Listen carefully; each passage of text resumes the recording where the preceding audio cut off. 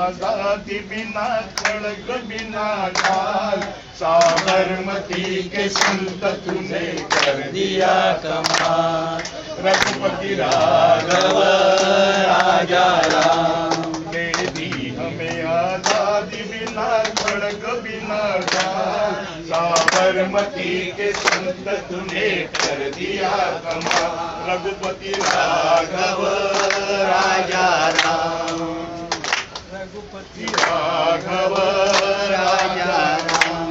जब जब तेरा भी गुल बजा, जवान चल पड़े, मजदूर चल पड़े और किसान चल पड़े, फूलों की सेज छोड़ के दौड़े जवाहरलाल। थे साथ में सभी लाल लाल बाल पाल, साबरमती के संत तूने कर दिया कमाल। रघुपति राघव राजा राम, धरती पृथ्वी तूने गजब की ये लड़ाई, दागी न कहीं तोप न बंदूक चलाई, दुश्मन के किले पर भी न कीने तू चढ़ाई, वाहर फकीर खूब करामत दिखाई। चुटकी में दिया दुश्मन को देश से निकाल, साबरमती के संत तूने कर दिया कमाल। रघुपति राघव राजा राम, दे दी हमें आजादी बिना खड़ग बिना ढाल, साबरमती के संत तूने कर दिया कमाल। रघुपति राघव राजा राम।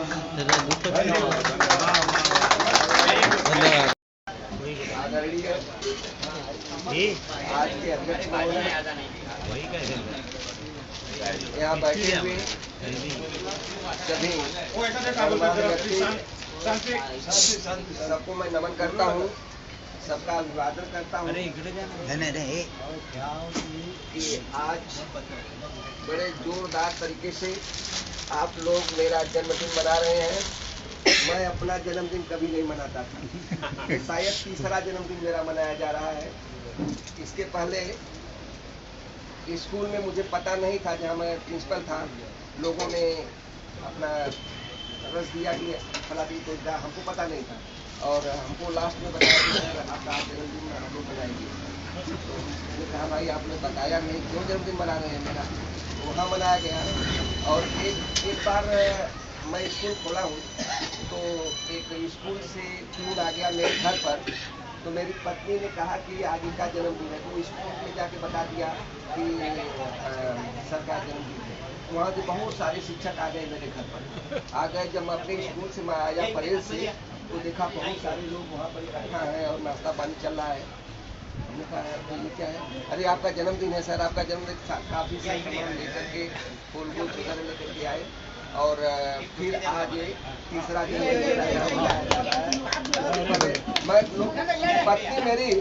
पत्नी मेरी मनाती थी, लेकिन मैं बोला किसी को बताना नहीं, अपना घर में बनाओ, बच्चों को बनाओ। तो खाना वाना उनको थोड़ा चेंज करके बना देती थी है, और मेरे लिए कपड़ा ले आती थी या घड़ी ले आती थी, या जो मेरी कोई जरूरत की चीज होती थी तो मेरी पत्नी ले आती। में जौनपुर जिला में जो बनारस से 30 किलोमीटर दूरी पर है उत्तर साइड में।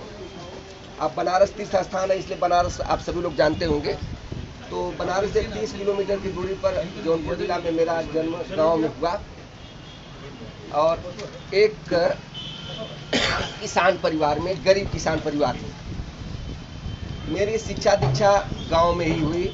प्राइमरी किया, सेकेंडरी किया, बीए किया, बीएड किया गांव से। तो नौकरी की तलाश में मैं बम्बई आ गया।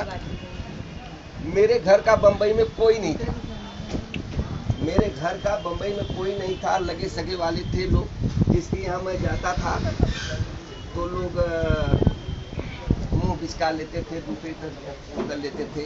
उनको लगता था कि हमारे यहाँ ये रहेंगे, क्योंकि हमारे पास रहने का कोई ठिकाना ही नहीं था। तो 1 साल लगभग रहा मैं बम्बई में। इसके बाद मैं गांव चला गया। गांव गया तो अपने मन में ये बना करके बम्बई से गांव गया कि अब बम्बई में मैं नहीं आऊँगा। ऐसा सोच करके मैं बम्बई से गांव चला गया कि बम्बई आऊँगा ही नहीं। और फिर मैं गांव में नौकरी की तलाश में ढूंढने लगा। कभी पुलिस की लाइन लगाता था पुलिस में भर्ती होने के लिए।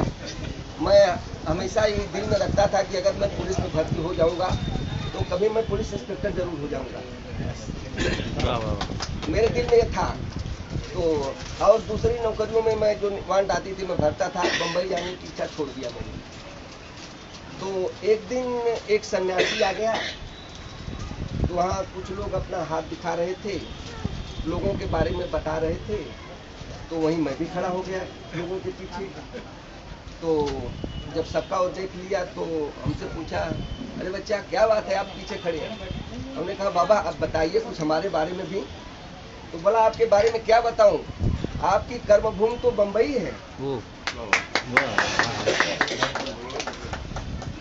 आपकी कर्मभूमि बम्बई है, आप यहाँ क्यों भटक रहे हैं? रात को नींद नहीं आई मुझे कि मैं बम्बई जाना नहीं चाहता। ये आदमी बोल रहा है, सन्यासी बोल रहा है कि आपकी कर्मभूमि बम्बई है और एजुकेशन, ये भी बोला कि एजुकेशन विभाग है आपका। तो मुझे बहुत आश्चर्य हुआ और कई दिन मैं गांव में रहा ऐसे, दिमाग में बात मेरी चढ़ गई कि रात में नींद नहीं मुझे आती थी कि मैं बम्बई जाना नहीं चाहता। वो सन्यासी बोला कि आपकी कर्मभूमि बम्बई है और फिर कैसे क्या करूं मैं। फिर मैं अपने दिल को थोड़ा मजबूत किया, बोला अब चलूँगा बम्बई में हैं।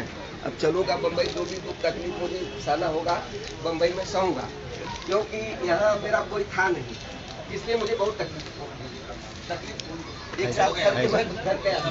अच्छा दूसरी बात फिर बम्बई जब मैं आया तो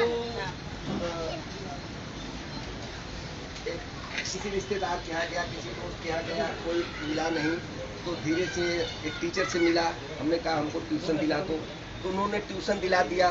तो मैं बच्चों को बुला करके पढ़ाना शुरू कर दिया। तो बच्चों को इकट्ठा करके पढ़ाना शुरू कर दिया तो थोड़ा पैसा आने लगा। तो एक छोटा सा झोपड़ा ले लिया रहने के लिए, उसी में अपना खाना शाम को बनाता था और फिर वही खाना सुबह में भी खाता था। सुबह में खूब ट्यूशन करने लगा, खूब ट्यूशन करने लगा। शाम को खाना बनाता था, फिर सुबह में खा पी के निकल जाता था। फिर रास्ते में कहीं स्टेशन पर नाश्ता पानी कर लिया और रूम था मेरा भाड़े का, वही में आके रहता था। फिर स्कूलों में वांट आई, रघुवीर हिंदी हाई स्कूल कांदीवली में है, उसको भरा। मैं गया, इंटरव्यू दिया, इंटरव्यू में पास हो गया, वहाँ अध्यापक बन गया मैं। तो और अच्छा हो गया। 1.5 साल वहाँ अध्यापक था। इसके बाद Parel Hindi high school and junior college Parel में है, तुलसी हिंदी माध्यमिक विद्यालय एंड जूनियर कॉलेज। तो वहाँ की वांट आई, मैंने उसको भरा, फिर वहाँ अध्यापक मैं हो गया, मेरा सिलेक्शन हो गया वहाँ। और फिर इसके बाद तो फिर अकेले रहता था, शादी हो गई, पत्नी गाँव में रहती। इसके बाद फिर एक 3-4 साल के बाद कमा उमा करके झोपड़ा ले लिया, पत्नी को भी बुला लिया और रहने लगा ठीक से। हम 5 भाई थे और पिताजी हमारे गांव में खेती करते थे। पैसे का बहुत बड़ा अभाव था, पैसा था नहीं, तो हम कमा करके पैसा गांव में भेजते थे और भाइयों को अच्छी तरह से पढ़ाया लिखाया मैंने। और जैसे जैसे भाई पढ़ते गए, एक एक को बुलाता गया और 4 भाइयों को और टीचर बना दिया।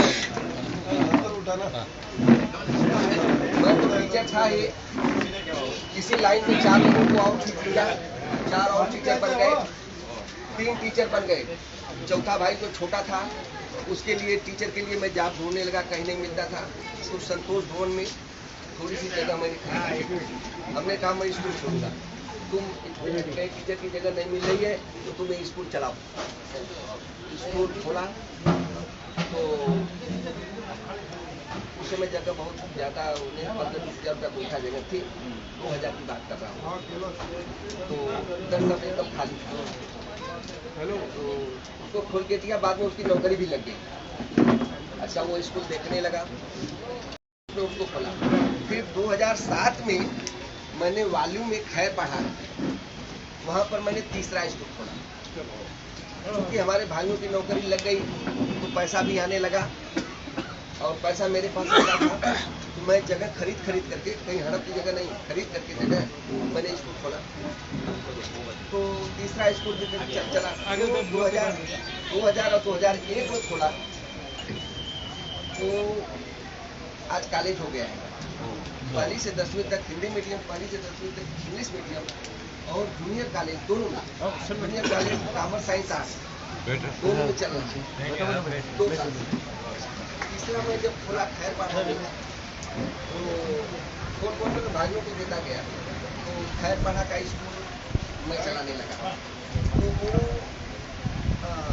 हाई स्कूल है, 1 से 10वीं तक हिंदी मीडियम। मैं देखता हूँ उसमें 1200 बच्चे, जो पहला स्कूल खोला गया उसमें 3200 बच्चे, जो दूसरा स्कूल खोला गया उसमें 2500 बच्चे।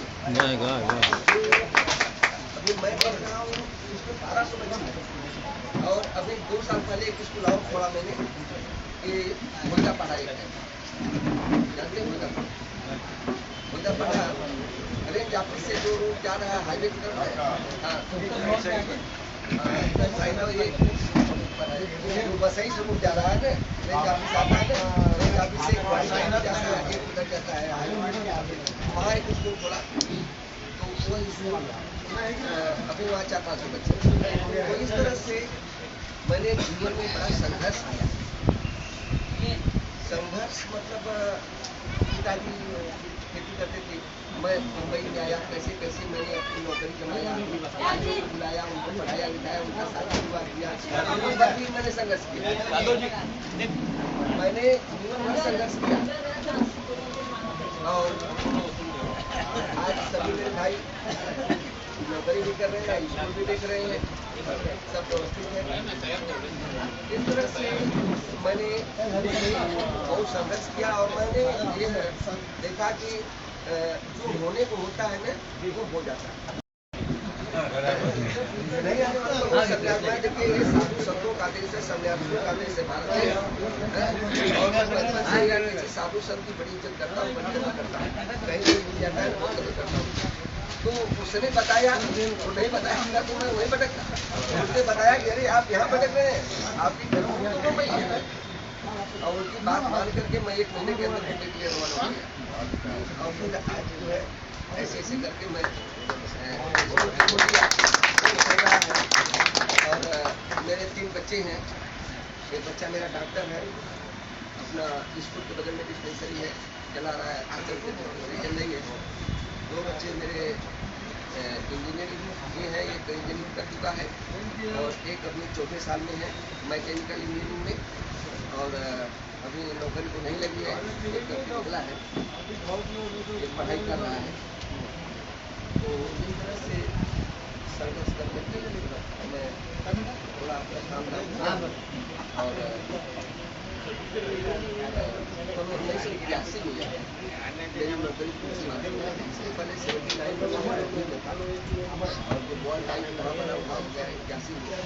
और एक जायसवाल साहब भी था, इधर ही एक जायसवाल साहब भी वहीं से पढ़े, जायसवाल नहीं, अच्छा, मेरे गाँव बैठे थे। हाँ, और निकल गए। और कुंदन सिंह टेनवाल साहब की पत्नी भी वहीं से पढ़ी है, हमारे पत्नी भी विद्यालय में पढ़ाया। गुप्ता जी टेनवाल जी की पत्नी वहीं से पढ़ी है। और बहुत सारे लोग मिलते हैं यहाँ पर घूमते हुए, कुछ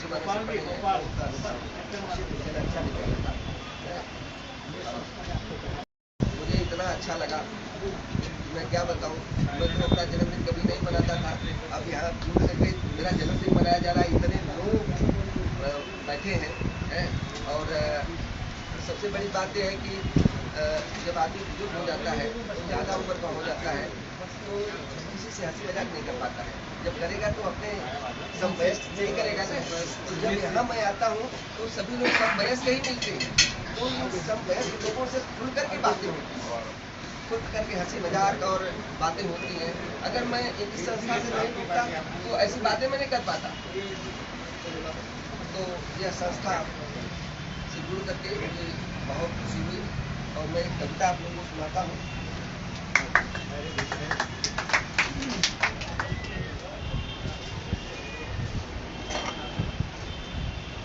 ये कविता शायद आप लोगों को अच्छी लगेगी।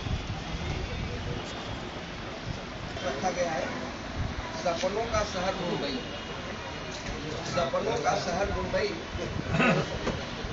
मुंबई में जो कोई आया है सपना सजो करके आया है कि मैं मुंबई चल रहा हूँ, नौकरी करूँगा, धंधा करूँगा, कुछ करूँगा।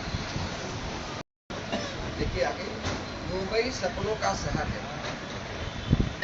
यहाँ पर हर कोई आता है नए नए सपने लेकर। यहाँ हर कोई आता है नए नए सपने लेकर। कोई रोता हुआ आता है, कोई हंसता हुआ आता है, कोई करता है दो वक्त की रोटी की तलाश। यहाँ जो यहाँ पर आ गया दो वक्त की रोटी की तलाश में भटकने लगता है, घूमने लगता है, नहीं कुछ मिलता तो ठेला लेके बेचने लगता है, हाजिया लेके बेचने लगता है, वाचमैनी करने लगता है, कुछ न कुछ करता है। दो वक्त की रोटी का कोई इंतजाम करता है। तो कोई फिल्मी स्टार बनने के लिए ठोकरें खाता है। कोई फिल्मी स्टार बनने के लिए ठोकरें खाता है। मुंबई सपनों का शहर है।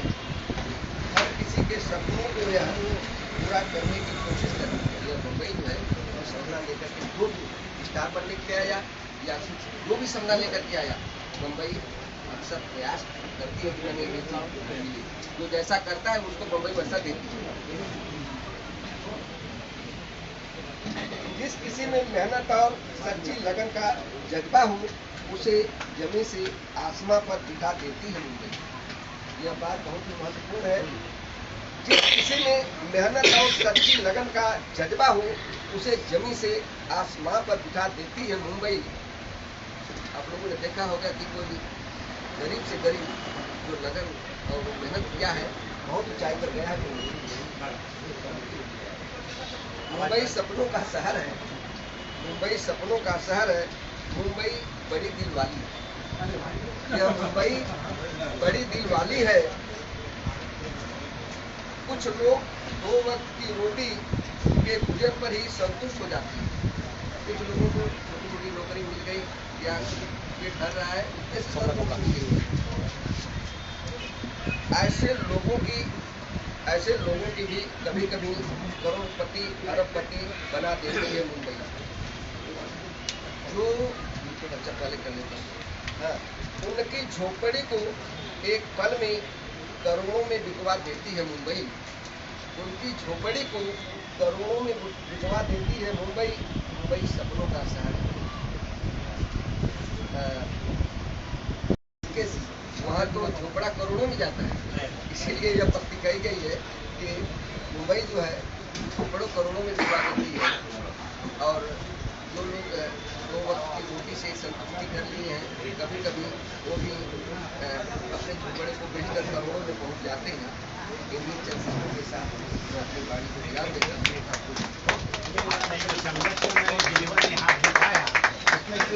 अच्छा अनुभव आपको आया होगा कुछ बोलने के लिए, बताने के लिए, एक ऐसा अनुभव इतना ऐसा कोई प्रसंग जो आपको याद है। तो बताया ना कि हमारा कोई नहीं था, और कोई नहीं था तो मैं अपने से ही अपना कोई हमारा सहारा नहीं दिया। भले कोई भले रूम हमको चलो भाई आपको भाड़े का रूम दिला देता हूँ, भाड़े का रूम दिला दिया, भाड़े का रूम दिला दिया तो चौका और खरीद लिया, अपने से ही बुक बनाने लगा और धीरे धीरे अपना काम शुरू कर दिया। और इसके बाद अध्यापक लोगों से मिलता था। अध्यापक लोग हमको ट्यूशन दिला देते थे कि भाई ये ट्यूशन है, चलिए करिए। और करते करते मैं करते करते इस तरह से अपना गाड़ी आगे बढ़ती गई। आज तो मुंबई में मैंने स्कूल भी खोल लिया और 3-4 फ्लैट भी मैंने कर लिया और 4-5 दुकानें भी मेरे पास हैं। और बनारस में भी जाके एक बंगला मैंने इनकम टैक्स नहीं है। आता निकम साहेब